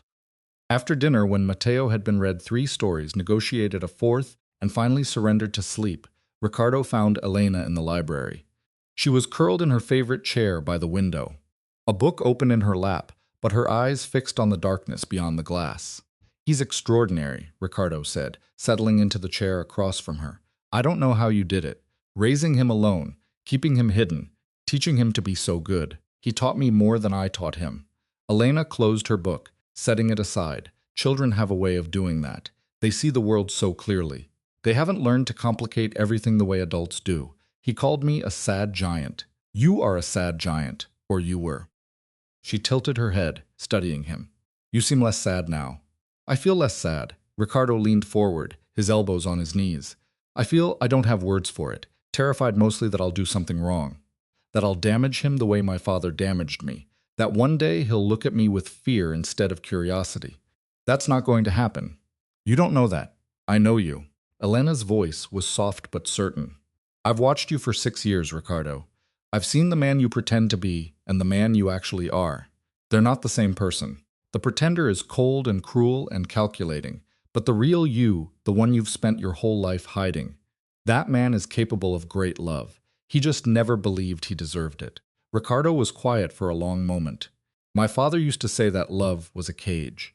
He finally said that anyone who let themselves feel it was giving their enemies a weapon.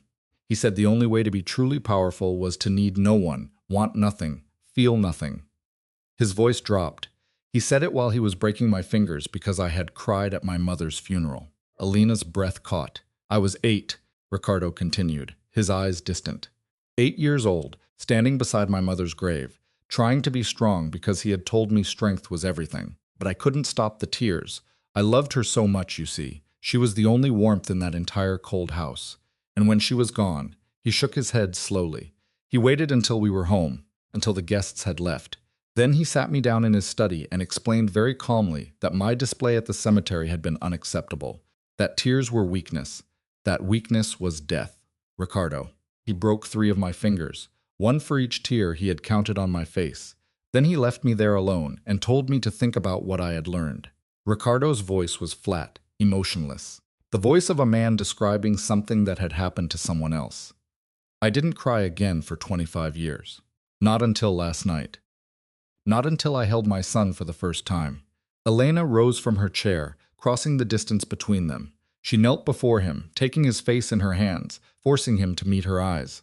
Listen to me, she said fiercely. What your father did to you, what he taught you, that was not strength. That was cruelty wearing the mask of wisdom. And the fact that you survived it, that you found your way to this moment, that you can hold your son and let yourself feel, that is strength. Real strength, the kind your father never had.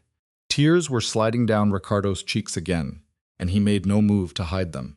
I don't know how to be different, he whispered. I've been him for so long, cold, controlled, calculating. I don't know how to be anything else. Then we learned together. Elena pressed her forehead against his. Day by day, moment by moment, We build something new out of the wreckage of what we were. And every time you slip, every time the old patterns try to take hold, I'll be here. Matteo will be here, reminding you of who you're choosing to become. His hands came up, covering hers where they rested on his face. I don't deserve you. Maybe not, but you have me anyway. She pulled back slightly, meeting his eyes. The question is whether you're brave enough to keep me. Brave enough. Love takes courage, Ricardo. More courage than violence ever could. It means opening yourself to pain, to loss, to the possibility that the person you love might hurt you, or leave you, or die. It means choosing vulnerability in a world that punishes the vulnerable. She smiled slightly. It means risking everything you've built for something you can't control. You make it sound terrifying. It is terrifying, but it's also the only thing that makes life worth living. She rose, extending her hand to him. Come to bed, not for anything except sleep, but come and lie beside me and let me hold you while you rest. Let me show you what it feels like to not be alone. Ricardo stared at her hand for a long moment, then slowly he took it. The days stretched into weeks. The weeks became a month. Elena watched her husband transform bit by bit, like a statue gradually warming into flesh. He still had moments of coldness. Instances where the old Ricardo would surface, his jaw hardening, his eyes going flat and dead. But they were becoming less frequent, and each time it happened, she saw him catch himself, saw him consciously choose a different path. Matteo was the key. The boy had no patience for his father's darkness, no tolerance for emotional distance. He would climb into Ricardo's lap uninvited, demand stories and games and attention with the cheerful insistence of childhood. He would call out his father's moods with devastating accuracy. "You're doing the sad thing again," Matteo announced one afternoon when Ricardo's expression had shuddered during a business call. "Your face went all hard and scary. I don't like the scary face." Ricardo had ended the call mid-sentence, set down his phone, and pulled his son into a hug. "I'm sorry," he said into Matteo's hair. "I'll try to keep the scary face away." "Good. Because Roberto doesn't like it either. And when Roberto gets upset, he accidentally sets the vegetables on fire. And then he's sad because he has nothing to eat. We can't have a hungry dragon." "No," Matteo agreed solemnly. "Hungry dragons are the worst kind." Elena found herself falling in love with her husband again. Or perhaps for the first time. With the real version of him, instead of the mask he had worn during their courtship. This Ricardo laughed at their son's jokes. This Ricardo remembered her favorite tea and brought it to her without being asked. This Ricardo sat beside her in the evenings, reading in companionable silence, occasionally reaching over to touch her hand, as though reminding himself she was real. But the outside world had not forgotten them. Antonio came to visit in the 5th week, his expression grave. "We have a problem," he said. Once Matteo was safely occupied with his nanny in the garden, Luca Calibri has been busy. They gathered in Ricardo's study. Elena, her father, Ricardo, and Marco, who had become a permanent fixture in the household since the Gala. "What kind of busy?" Ricardo asked, his voice carefully controlled. "The kind that involves meeting with your other allies. The Fontana family, the Crescetti brothers, even some of the smaller operations in Milan." Antonio spread his hands. He's telling them what he saw at the Gala, spinning it as evidence of your weakness, suggesting that your priorities have shifted, that you're no longer focused on business. And they're listening. Some of them. The ones who have always resented your dominance. The ones who think they could do better if only they had the chance. Antonio's expression was grim. Calibri is positioning himself as the alternative. The steady hand that will take over when the great Ricardo DeSantis finally cracks under the weight of his domestic troubles. Elena watched her husband's face, waiting for the coldness to return, waiting for the hardening of his jaw, the flattening of his eyes, the emergence of the ruthless king who had ruled through fear. But Ricardo only nodded slowly, his expression thoughtful rather than threatening. "What do you suggest?" he asked Antonio. The older man's eyebrows rose slightly. "You're asking me for advice. You have more experience than I do. Different experience. And you've been watching this situation develop from the outside, which gives you perspective I lack." Ricardo met Antonio's eyes steadily. "I'm learning that asking for help isn't weakness, it's wisdom. Something I should have understood a long time ago." Antonio was silent for a moment, then smiled. A genuine smile warm with something that might have been respect. "My daughter chose better than I gave her credit for," he said quietly. Then, straightening, "Very well. Here's what I think you should do. The plan Antonio outlined was elegant in its simplicity. Rather than confronting Calibri directly, which would play into the narrative of Ricardo as volatile and unstable, they would undermine him through misdirection and strategic reveals. We use the truth as a weapon, Antonio explained. The truth about your marriage, about Matteo, about your new priorities. We spin it as strength rather than weakness. Show the other families that you're building something lasting, something that will outlive any individual business arrangement. How? A gathering here at the estate. We invite everyone. Allies, rivals, the undecided. We show them Matteo. We show them Elena at your side. We demonstrate that your household is united, your position secure, your legacy assured. Antonio leaned back. Men like Calibri rely on the perception of instability. Remove that perception and his entire strategy collapses. Ricardo considered. This is risky. Inviting everyone here, exposing Matteo to people who might see him as leverage. Everything is risky. The question is whether the risk is worth the reward. Antonio's eyes flickered to Elena, and whether you trust the people around you to help you manage that risk. I trust them, Ricardo said quietly. For the first time in my life, I trust the people in this room without reservation. Elena felt something catch in her chest. She reached for his hand and he took it without hesitation, his fingers intertwining with hers. Then we proceed, Antonio said. We send the invitations. We prepare the stage. And in 2 weeks, we show the world what the DeSantis family has become. The preparations consumed the next 14 days. Elena threw herself into the work with a focus that surprised even her. She coordinated with the household staff, planned menus, arranged security, managed guest lists. It was exhausting, all-consuming work, but it kept her mind occupied and her fears at bay, because beneath her calm exterior, she was terrified. Not of Calibri or the other families, not of the political maneuvering or the strategic revelations. She was terrified that when the moment came when Ricardo was surrounded by the men who had known him as cold and ruthless and untouchable, he would slip back into the mask, that the man she had been falling in love with would disappear, replaced by the king who had broken her heart so many times. She voiced these fears to him the night before the gathering, lying beside him in the darkness of their bedroom. I'm scared, she admitted quietly. I'm scared of who you might become tomorrow. Ricardo pulled her closer, his arm wrapping around her waist. I'm scared too, he said against her hair. I'm scared I'll fail you, that I'll revert to what I was, because it's easier, because it's familiar, because the old patterns are so deeply ingrained that I won't be able to resist them. Then how do we do this together? He pressed a kiss to her temple. Every time I feel myself slipping, I'll look for you, your eyes, your face, your presence. You remind me of who I want to be. When I see you, I remember why I'm trying. That's a lot of pressure to put on one person. It's not pressure, it's purpose. He shifted, rising on his elbow to look down at her in the dim light. You and Matteo, you're not weights dragging me down. You're anchors holding me steady. There's a difference. Elena reached up, tracing the line of his jaw, the stubble rough beneath her fingertips. I love you, she said. I don't know if I've said it since everything changed, but I do. I love you. The real you. The one who cries when he hugs his son and brings me tea without being asked and laughs at terrible jokes. Ricardo's eyes glistened in the faint moonlight. I love you too, he whispered.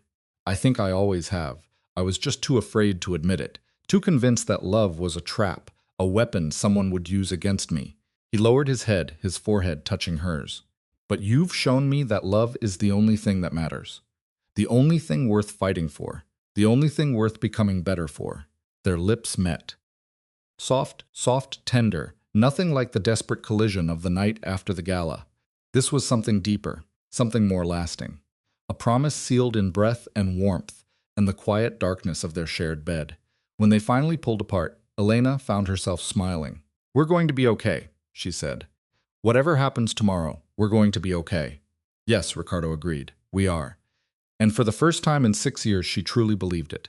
The day of the gathering dawned bright and clear. The estate had been transformed, gardens groomed to perfection, fountains sparkling in the sunlight, staff moving with practiced efficiency, ensuring every detail was precisely as Elena had specified. Guests began arriving in the early afternoon, sleek cars winding up the long driveway, discharging men and women in impeccable attire. Elena greeted each arrival with a smile that revealed nothing of her inner turmoil. while Ricardo stood at her side, his hand a constant warm presence at the small of her back. Luca Calibri arrived late, which Elena recognized as a deliberate power play. He emerged from his car with a smile that didn't reach his eyes, his posture radiating a confidence that seemed slightly forced. "DeSantis," he said, extending his hand. "Lovely estate. I don't believe I've ever been invited before. An oversight I'm correcting." Ricardo's handshake was firm but not aggressive. "Welcome to our home." Luca's gaze shifted to Elena, and there was something calculating in his assessment.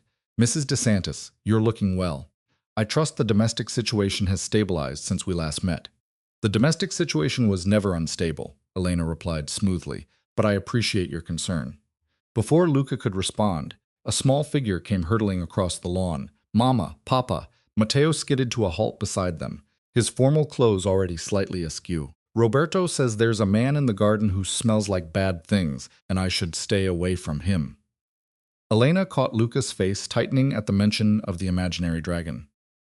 And at the casual way Matteo addressed Ricardo as Papa. "Thank you for telling us," Ricardo said, crouching to meet his son's eyes.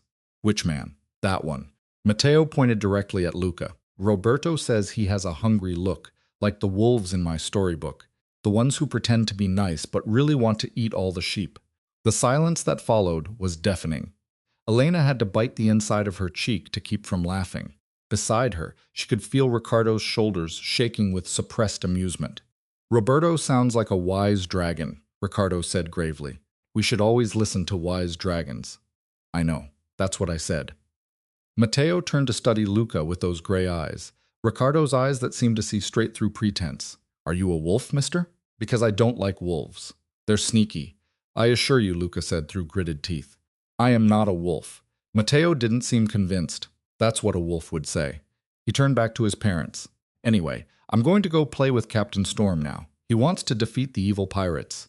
He ran off without another word, leaving Luca standing in his wake, his composure visibly rattled. "Children," Elena said pleasantly. "They say the most interesting things, indeed."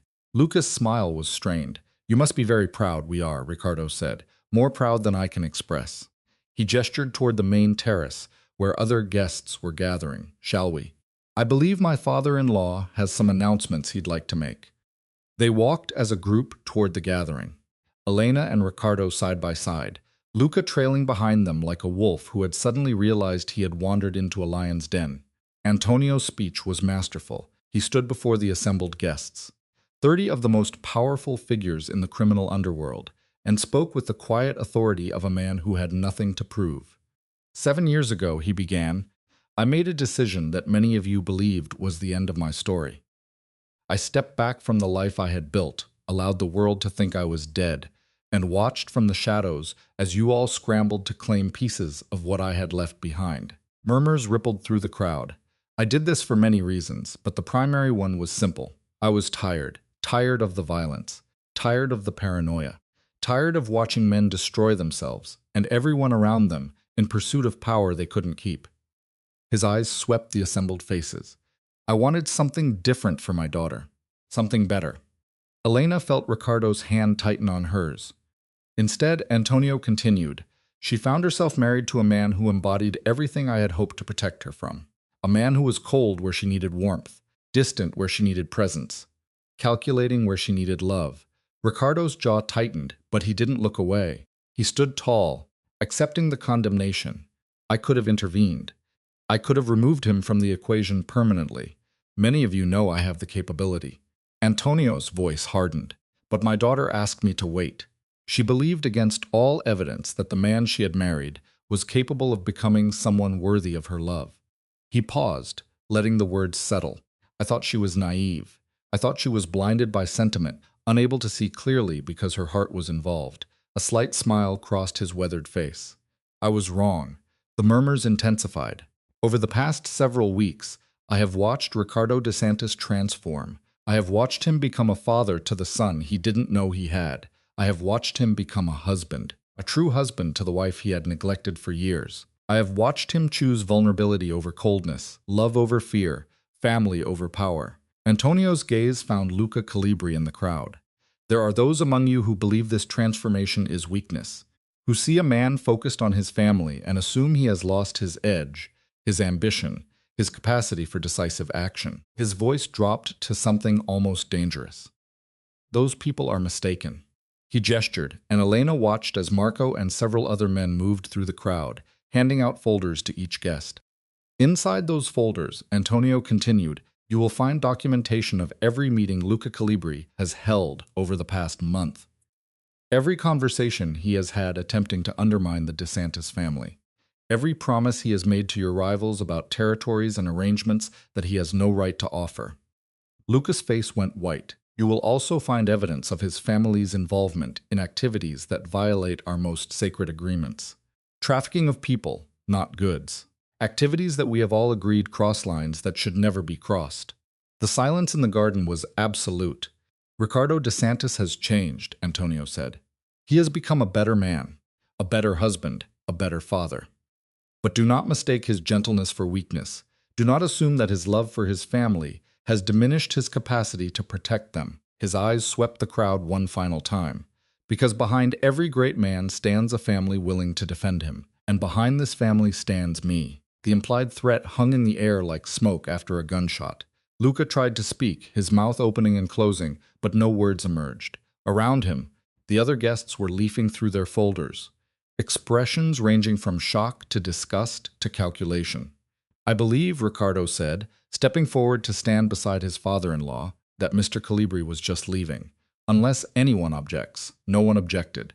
Luca stumbled backward, his composure completely shattered. He cast one final venomous look at Ricardo and Elena, then turned and fled toward his car.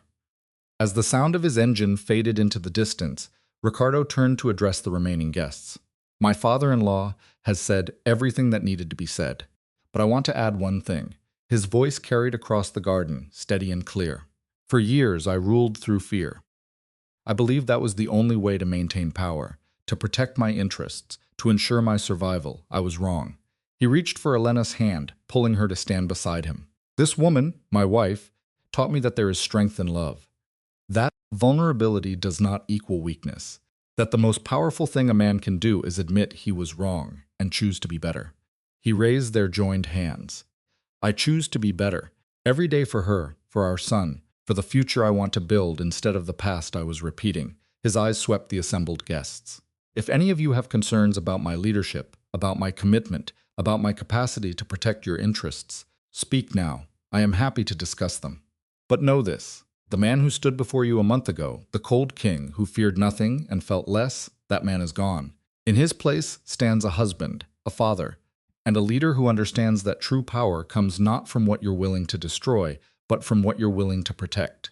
For a long moment, no one spoke. Then slowly, Giorgio Fontana, the patriarch of one of the oldest families, began to clap. Others joined him. Within seconds, the entire gathering was applauding, and Elena watched as decades of cold calculation melted into something that looked almost like respect, almost like admiration. Ricardo turned to her, his eyes bright with emotion. We did it, he whispered. We did it, she agreed. And then Matteo came barreling through the crowd, throwing himself at his parents with the exuberance of a child who had no idea what had just transpired and didn't care. Roberto says the wolves are gone, he announced triumphantly. He scared them away with his fire. Ricardo laughed, sweeping his son into his arms. Roberto is a hero, I know. He's the best dragon in the whole world. Matteo wrapped his arms around his father's neck, then leaned over to include Elena in the embrace. And you're the best mama and papa in the whole world. Can we have cake now? Yes, tesoro, Elena said, her eyes blurring with happy tears. We can have cake now. The weeks that followed were the happiest of Elena's life. With Calibris' influence shattered and the other families firmly aligned behind Ricardo, the external pressures that had shadowed their household finally eased. There was still work to be done. There would always be work to be done. But for the first time, Elena felt like they had room to breathe, room to grow, room to become the family they had never had the chance to be. Ricardo threw himself into fatherhood with the intensity he had once reserved for business. He learned Matteo's schedule, his preferences, his fears, and his dreams. He attended every meal, every bedtime story, every imaginary adventure with Captain Storm and Princess Luna, and the vegetable-eating dragon Roberto. He also learned Elena, really learned her in ways he had never bothered to before. He learned that she hated mornings, but loved the way light looked through the library windows at dawn. He learned that she had wanted to be a painter before her father's world had claimed her, and he quietly arranged for an art studio to be built in the east wing of the estate. He learned that she sometimes cried at night, still processing years of loneliness and pain, and he learned to hold her through those moments without trying to fix them. "You can't fix everything," she told him one night when he looked helpless in the face of her tears. "Sometimes people just need to feel. They need to let the pain out so it doesn't fester." "I want to take it away," he said, his voice rough. "I want to undo every moment that hurt you. You can't, but you can be here while I heal. That's enough." So he was there night after night, a steady presence in the darkness, anchoring her to something real. And slowly, incrementally, the wounds began to close. 3 months after the gala, Elena found herself standing in the art studio Ricardo had built for her, staring at a blank canvas she hadn't painted in 7 years. Had convinced herself she had lost the ability, the desire, the spark that had once made colors sing beneath her brush. But now, with the morning light streaming through the windows and the smell of fresh paint filling her lungs, she felt something stirring, something awakening. She picked up a brush, mixed colors on her palette, and then, without consciously deciding to, she began to paint. The image that emerged was not planned. It flowed from somewhere deep inside her. A garden of roses in full bloom, their petals rendered in shades of red that ranged from blood dark to sunset pale. In the center of the garden stood 3 figures, a tall man in black, a woman in white, and a small boy reaching up to catch a butterfly. She was still painting when Ricardo found her hours later, the light outside having shifted from morning gold to afternoon amber. "Elena." His voice was soft with wonder. "This is extraordinary." He stepped back, really looking at the canvas for the first time. The family in the garden, the roses that surrounded them, the butterfly that the boy was reaching for, forever suspended in mid-flight. "It's us," she said, "or who I hope we're becoming." Ricardo moved to stand behind her, his arms wrapping around her waist, his chin resting on her shoulder. "We are becoming this," he said, "day by day, just like you said. Do you really believe that? I believe that 6 months ago I didn't know I had a son. I believed my wife was a stranger who shared my house, but not my life. I believed that power was the only thing that mattered, and love was a weakness that would destroy me."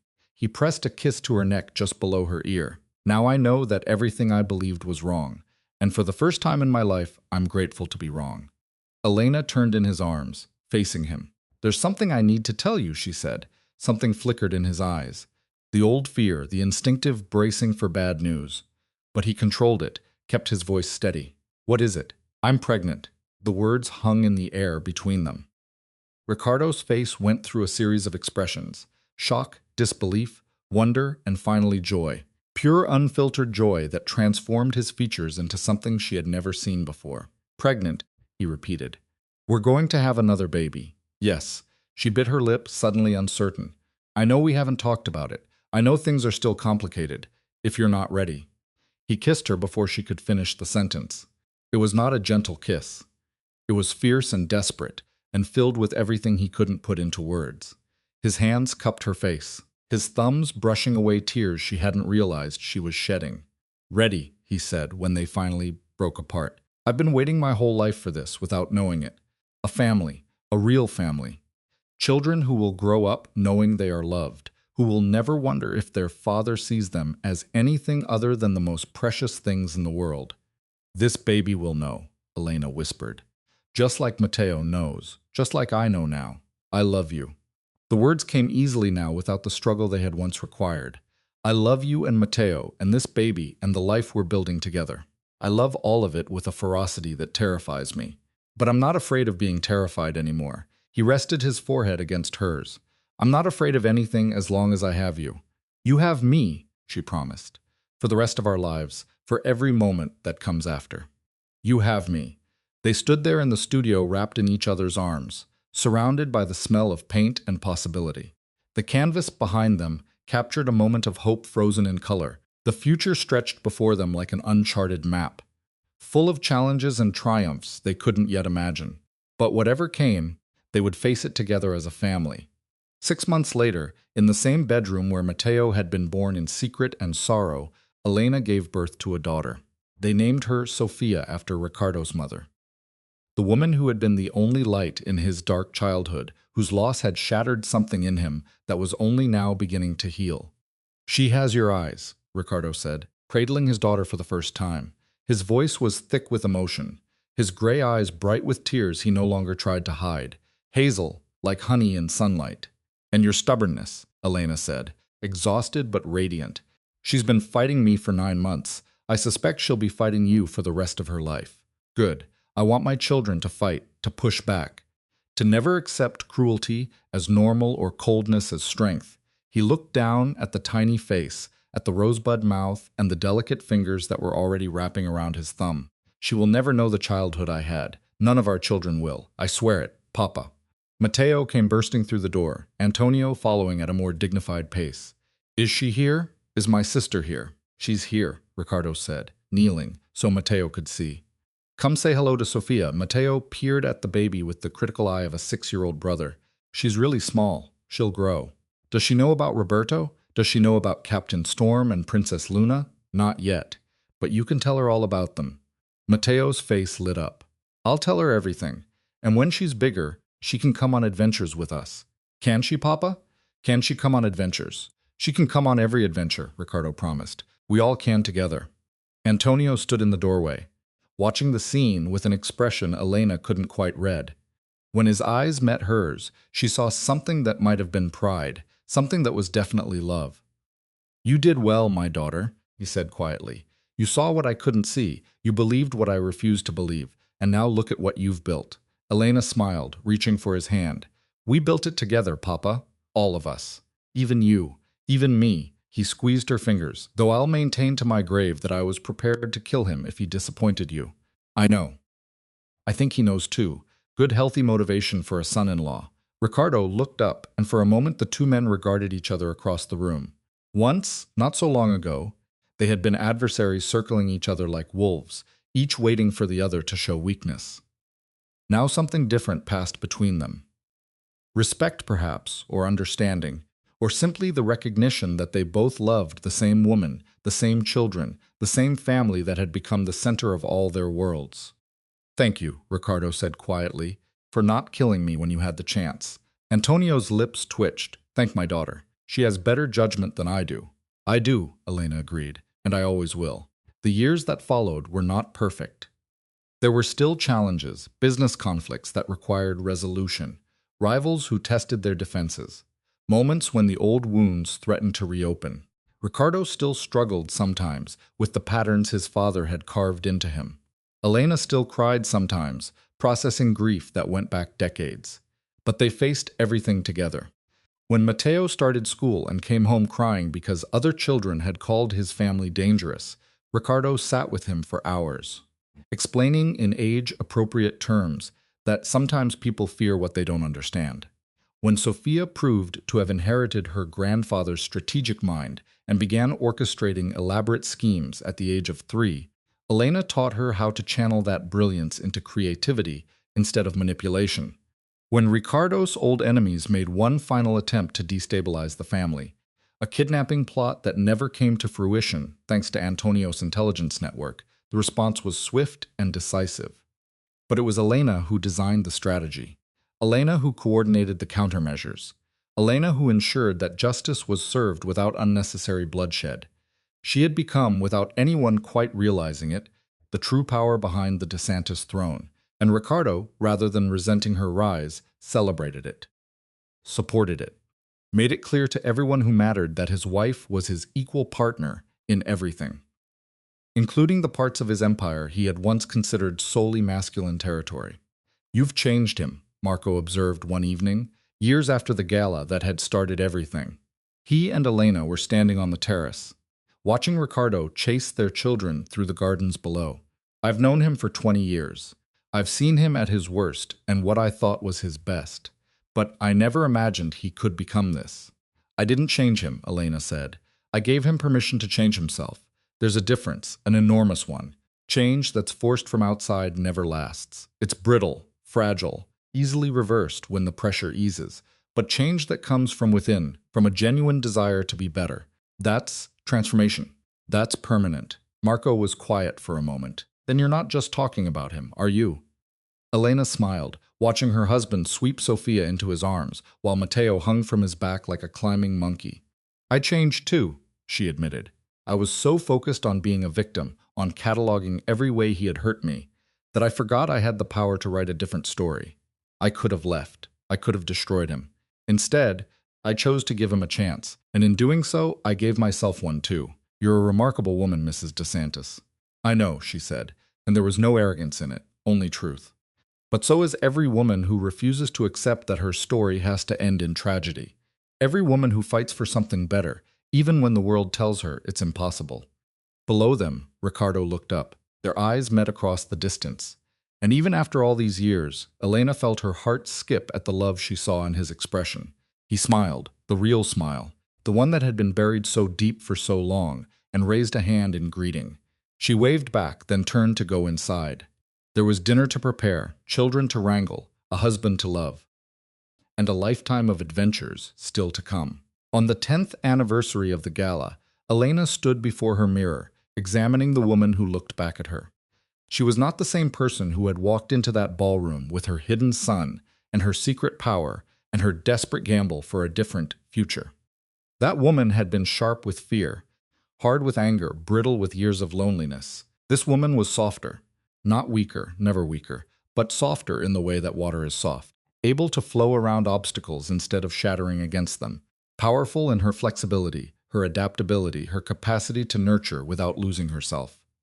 Mama, Matteo's voice came from the doorway. He was 16 now, nearly as tall as his father, with the same steel-gray eyes, but a warmth in them that Ricardo had never developed at that age. Papa says you're going to be late. Your father has no patience. He says he's been waiting for you his whole life, and he's tired of it. Elena laughed. Tell your father that good things are worth waiting for. Tell him yourself. He's standing right behind me. Ricardo stepped into view, and even after 10 years of marriage, 10 real years, not the hollow shell that had come before. The sight of him still made her breath catch. He was older now. Gray threading through his black hair, lines around his eyes that came from laughter instead of cruelty. The tattoos on his knuckles were faded slightly. But the word they spelled, Potir, still proclaimed his legacy to anyone who cared to look. But the power he wielded now was different from the power he had once sought. It was the power of a man who knew who he was and what he valued. The power of a husband, a father, a leader who had learned that the strongest thing he could do was love without reservation. You look beautiful, he said, crossing to stand behind her. His reflection joined hers in the mirror, and for a moment they simply looked at themselves, at what they had become, what they had survived, what they had built. I was thinking about that night, Elena said, the night everything changed. The night you destroyed me in front of everyone I knew. The night I gave you a chance to become someone worthy of being destroyed. He laughed, pressing a kiss to her shoulder. You have a way with words. I learned it from you. All those years of watching you negotiate, manipulate, persuade. I was paying attention even when you thought I wasn't. I should have known. His arms wrapped around her waist, pulling her back against his chest. I should have realized from the beginning that you were the most dangerous person in any room we shared. But then you wouldn't have underestimated me, and I wouldn't have had the element of surprise. True. He turned her in his arms, tilting her face up to his. Elena DeSantis, wife, mother, partner. The woman who saved me from myself. I love you more than I have words to express. Then don't use words, she whispered. And he didn't. The evening of their anniversary, they held a celebration at the estate. Smaller than the gathering 10 years earlier, but no less significant. Their children were there. Matteo, tall and serious, but with a smile that came easily when he was with family. Sofia, 10 years old and already showing signs of the strategic brilliance that ran in her mother's line. And the twins, Marco and Isabella, who had arrived unexpectedly 5 years earlier and had been causing cheerful chaos ever since. Antonio was there, older now, but no less sharp. He had officially retired from the business 3 years earlier, content to play the role of beloved grandfather, while his daughter and son-in-law managed the empire he had helped rebuild. Marco Benedetti was there along with his wife and children, because somewhere along the way, Ricardo's right-hand man had become family too, and around them, filling the gardens with laughter and conversation, were the allies and friends they had gathered over the years. People who had once feared Ricardo DeSantis, but now respected him. People who had once pitied Elena, but now admired her. People who understood that the family at the center of this gathering was something rare and precious. A dynasty built not on fear, but on love. As the evening wore on, and the children grew sleepy, and the stars emerged overhead, Ricardo and Elena found themselves alone on the terrace, where so much of their journey had unfolded. "Any regrets?" Ricardo asked, his arm around her shoulders, his eyes on the sky. Elena considered the question carefully. There had been so much pain, so many years of loneliness, so many moments when she had wondered if hope was just another word for foolishness. But there had also been this.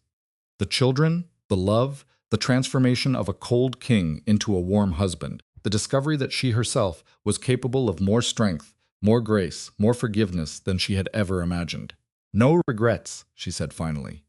"Every moment of suffering brought us here, and here is exactly where I want to be, even the worst moments. Especially those. They taught us what we could survive. They showed us what we were willing to fight for." She turned to face him, her hazel eyes meeting his gray ones. "They made us who we are." Ricardo nodded slowly. Then, with the same deliberate grace that had once made him terrifying, he dropped to one knee. Elena's breath caught. "What are you doing?" "Something I should have done properly 10 years ago. Something I should have done before we ever exchanged vows the first time." He reached into his pocket, pulling out a ring that glinted in the starlight. "Elena DeSantis, will you marry me for real this time, with full knowledge of who I am and who I'm still becoming?" Tears were sliding down her cheeks, but she was laughing too, laughing at the absurdity of it, the beauty of it, the perfect rightness of this moment. "Yes," she said 1,000 times. "Yes." He slipped the ring onto her finger, a new ring, different from the one he had given her so many years ago. This one was simple, elegant, with a stone that caught the light like captured starfire. "I had it made," he explained, rising to his feet. "The jeweler asked me what I wanted it to represent. I told him everything. Every moment we've shared, every tear we've shed, every laugh, every fight, every reconciliation. I wanted it to hold all of it." Elena held up her hand, watching the light play across the stone. "It's beautiful. You're beautiful." He cupped her face in his hands, those tattooed fingers gentle against her skin. "You are the most beautiful thing that has ever happened to me. The most unexpected, the most transformative. I spent 40 years learning to be cold, and you undid it all in a single night, with a single look. With a single question." "What question?" He smiled, remembering. "You asked me if I was capable of being loved. Do you remember that first night after the gala, when everything was still raw and uncertain? You asked me if I believed anyone could really love me. I remember. I didn't answer then. I couldn't. The question was too big, too frightening." He leaned his forehead against hers. "But I know the answer now. The answer is yes. Yes, I am capable of being loved because you love me, and your love has made me capable of loving in return." They stood there as the stars wheeled overhead, wrapped in each other's arms, surrounded by the home they had built, and the family they had raised, and the future they were still writing together. And when they finally walked back inside, hand in hand, they both knew the truth. This was not an ending. This was just the beginning of the rest of their lives. 20 years after that first gala, Elena sat in the garden where she had once painted her family in roses and hope. She was older now, gray threading through her dark brown hair, lines on her face that told the story of a life fully lived. But her eyes were still bright, still sharp, still filled with the quiet authority that had once brought the most powerful man in the country to his knees. Around her, her grandchildren played, Mateo's sons, Sophia's daughters, the twins' various contributions to the family's next generation. They chased each other through the gardens, their laughter echoing off the ancient stone walls, their joy proof that the cycle of pain had been broken. Ricardo found her there, as he always did. He was slower now, moving with the careful deliberation of age, but his eyes were warm when they found her face, warm and still filled with wonder. "We did it," he said, settling into the chair beside hers. "We actually did it." Did what? Changed the story. He reached for her hand, intertwining their fingers the way they had 10,000 times before.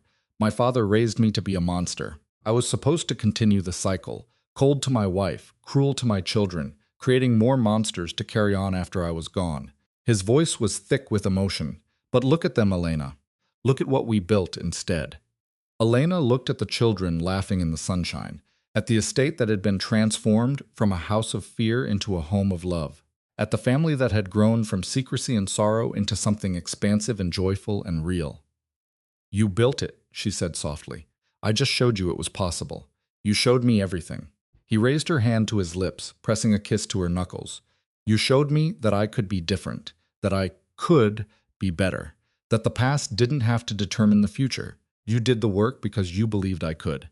His gray eyes held hers, still burning with the intensity that had first captured her attention all those decades ago. Elena, I have lived a life that should have ended in tragedy. I should have died alone and unmourned, surrounded by people who feared me and nothing more. Instead, I'm sitting in a garden with the love of my life, watching my grandchildren play, knowing that when I'm gone, I'll leave behind something better than fear. We both will. We both will, he agreed. Together, as always. They sat in comfortable silence as the afternoon faded toward evening, watching the children play, feeling the weight of all the years behind them, and all the moments still to come. It hadn't been an easy road. There had been pain and betrayal, and moments when it seemed like everything would fall apart. There had been fights and forgiveness, tears and laughter, darkness and light in equal measure. But through it all, they had chosen each other. Again and again and again, they had made the choice to love, to fight for something better, to believe that transformation was possible, that hearts could change, that even the coldest king could learn to warm. And in the end, that choice had made all the difference. I love you, Elena said, the words as natural as breathing after all these years. I love you too, Ricardo replied. Today, tomorrow, for every moment we have left, and every moment after. The sun set over the garden, painting the sky in shades of rose and gold. The children's laughter continued, a symphony of joy that echoed through generations, and two people who had once been strangers, who had once been enemies in a way, sat hand in hand and watched the light fade, content in the knowledge that their story had found its perfect ending. Not in power, not in conquest, but in love, always and only in love.